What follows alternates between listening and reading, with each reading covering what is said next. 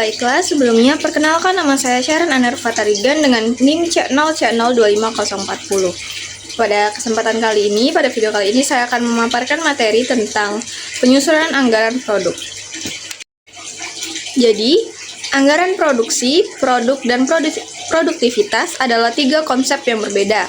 Anggaran produksi merujuk pada perencanaan dan pengendalian biaya yang terkait dengan proses produksi, seperti biaya bahan baku, tenaga kerja, dan overhead. Yang kedua adalah anggaran produk. Anggaran produk ini lebih berfokus pada biaya yang terkait dengan produk yang dihasilkan, termasuk biaya produksi, pemasaran, dan distribusi. Sementara itu, produktivitas adalah ukuran efisiensi produk, yaitu perbandingan antara output dan input, dan dapat diukur dengan berbagai indikator seperti output per jam kerja atau output per unit biaya. Jadi, anggaran produksi dan anggaran produk terkait dengan perencanaan biaya, sedangkan produktivitas terkait dengan efisiensi produk. Selanjutnya yaitu penyusunan anggaran produk. Jadi, penyusunan anggaran produk itu dapat disusun dengan 4 cara. Yang pertama itu adalah mengutamakan stabilitas produk. Yang kedua, mengutamakan stabilitas sediaan.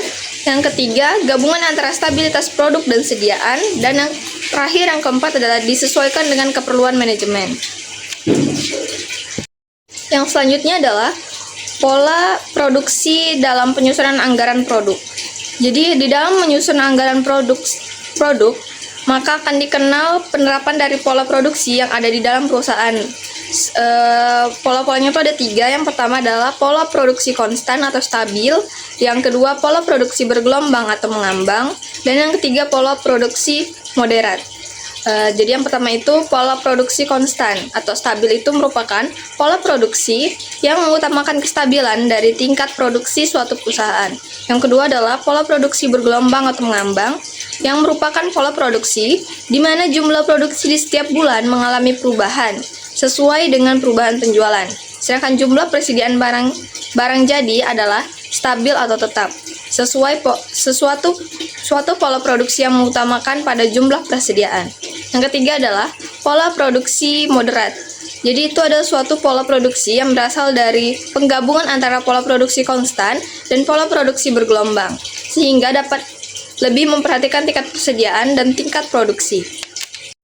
Selanjutnya itu terdapat hambatan-hambatan dalam penyusunan anggaran produk. Hambatan dalam penyusunan anggaran produk dapat meliputi ketidakpastian pasar, keterbatasan data, perubahan biaya produksi, teknologi yang berubah, keterlibatan departemen yang kurang, dan kurangnya sumber daya. Semua faktor ini dapat mempengaruhi akurasi dan efektivitas anggaran produk.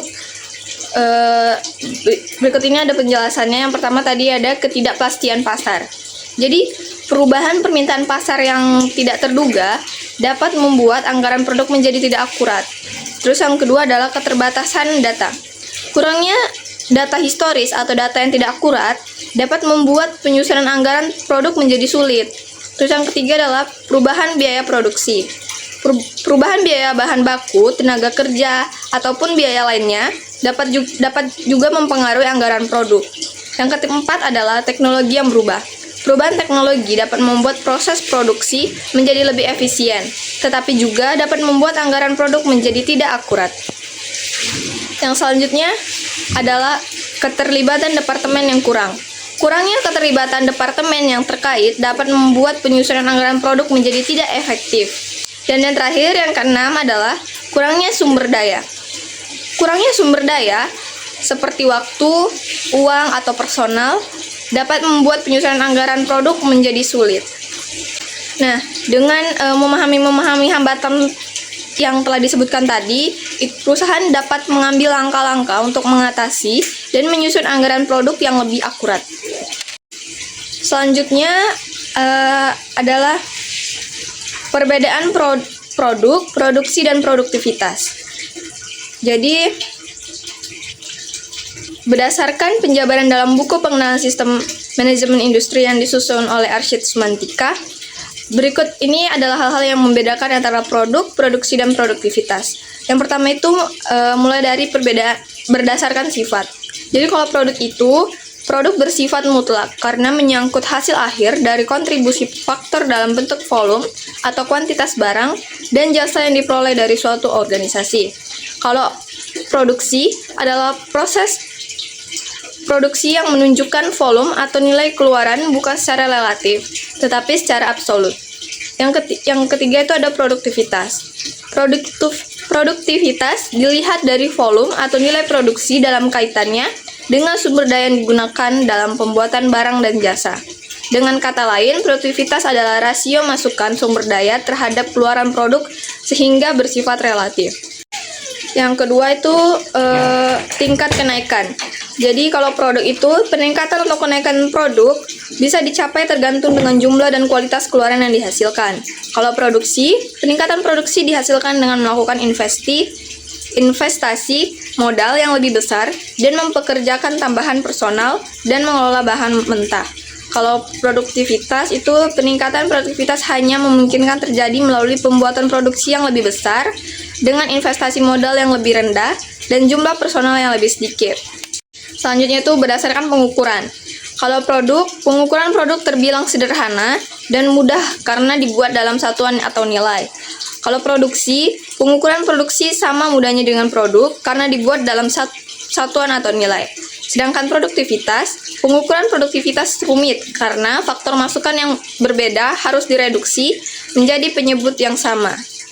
Selanjutnya yaitu dampak. Produk berdampak pada pendapatan perusahaan dan tidak mempengaruhi secara langsung pendapatan. Kalau produksi dengan sendirinya tidak meningkatkan standar karena tidak berdampak langsung pada pendapatan masyarakat. Kalau produktivitas